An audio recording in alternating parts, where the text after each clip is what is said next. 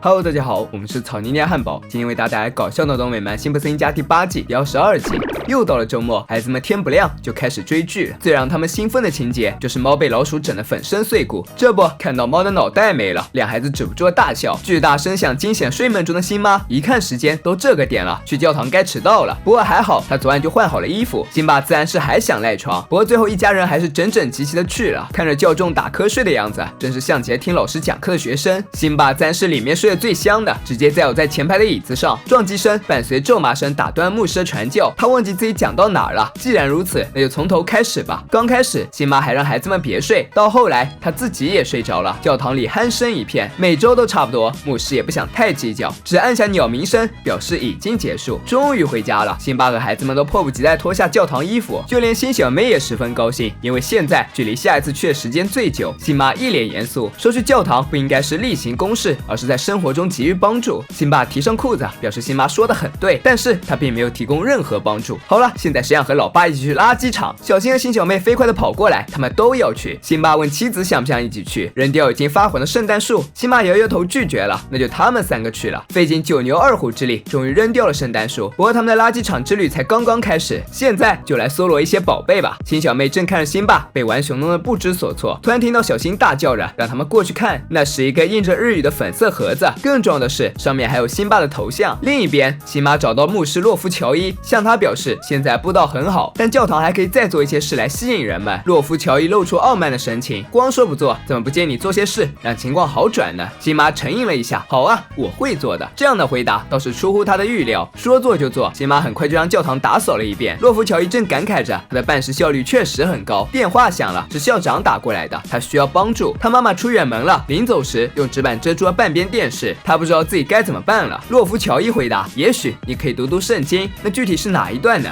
随便吧，都可以。辛巴有些不满洛夫乔伊敷衍的态度，以及对于别人的求救只提些不痛不痒的建议。洛夫乔伊笑了笑，讲述了自己从前的经历，那是70年代中期，年前他打算来春田镇大干一场，尽力帮助人们。然而一个人的出现打破他的幻想，那就是弗兰德。他当时所遇到的困难就是在舞会上，他的屁股碰到另一个男人的屁股之后却电话不断。他所遇到的困难包括但不限于对老婆爱慕之情高涨，很温顺但害怕成为懦夫，可能吞了一根牙签，到最后他再也不想关心任何事了。辛巴觉得他不应该因为一次失败就放弃帮助别人，洛夫乔伊却认为这没有什么不对的。电话又响了，他让辛巴去接之后就出门了。这次是老谋子打来的，他有很多的问题。第一就是他活不下去了。辛巴在椅子上坐下，说什么傻话呢？你有太多的理由需要活下去了。老谋子很高兴，是这样吗？洛夫乔伊从不这样说，你真好，谢谢。还有一个问题，关于他的猫。辛巴很不理解妻子为什么要去教堂做志愿者，又没钱，只有傻子才会这么做。辛巴却觉得志愿服务很棒。正当他还想再多说些什么，就看到辛巴将捡回垃圾放在餐桌上，他实在太好奇这玩意儿到底是哪来的，是什么，为什么会印着他的脸。小新提出了自己的看法，说不定他们被监视了。此话一出，众人都有点疑神疑鬼了。青田女士辛巴志愿服务蒸蒸日上，莱尼过来询问，如果向好基友编造了一个女朋友，然后他执意想要见一见怎么办？辛巴有些为难，那你必须要告诉他真相了。你可以做好吃的给他，吃饱了就不会关心了。他每次忽悠辛巴都是这样做的。莱尼表示学到了，心满意足走了。辛巴确实做得不错，不过生活有困难的人还真不少。又是每周传教时间，这次人们出奇的没有睡觉。洛夫乔伊说，上帝会听到你的哀悼，给你精神上的安慰。然而老谋子却问，是上帝还是辛巴？人群也开始逼问洛夫乔伊。等到传教结束，他们还将辛巴围作一团，不肯离开。洛夫乔伊十分失落，到底谁才是上帝的使者啊？他不知道自己做了什么才失去了他们。墙上神像们发话了，你不如想想做了什么来留住他们。要激励别人，你需要勇敢，而你做了什么来激励别人呢？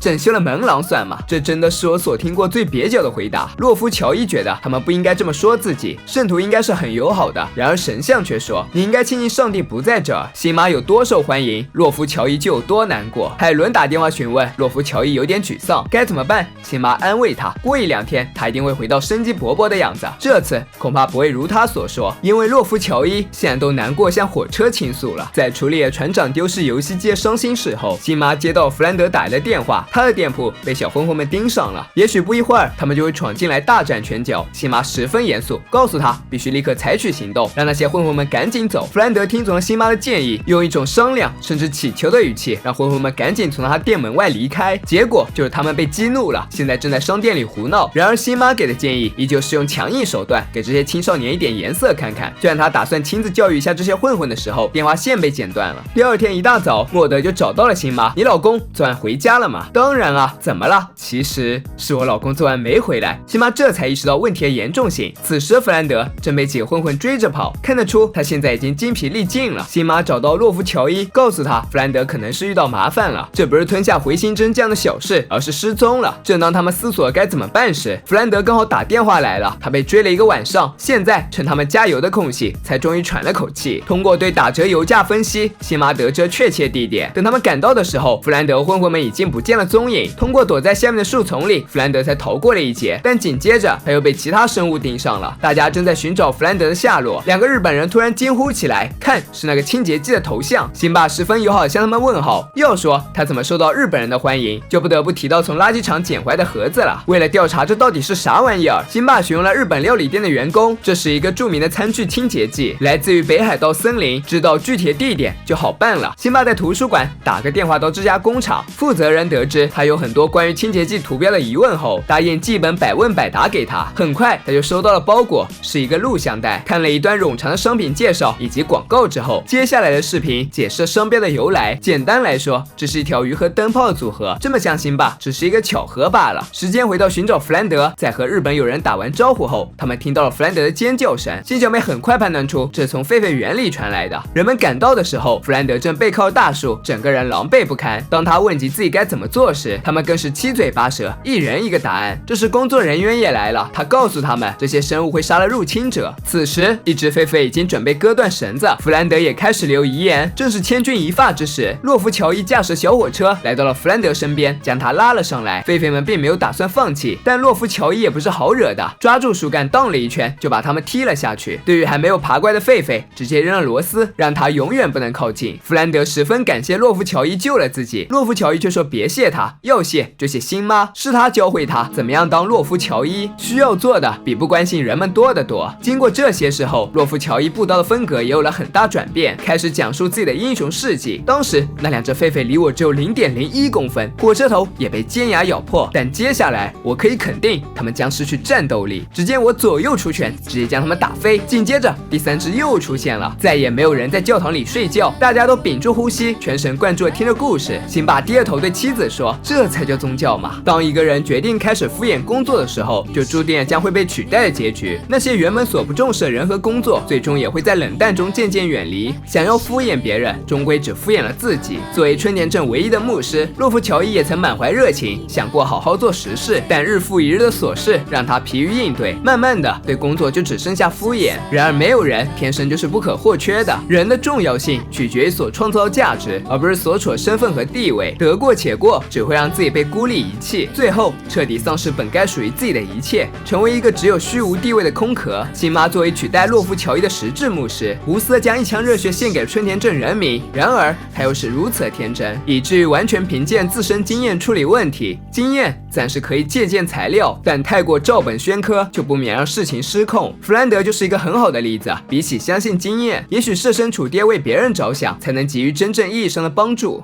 本期视频就到这里了，喜欢的小伙伴别忘点赞、评论、关注，咱们下次再见，拜拜。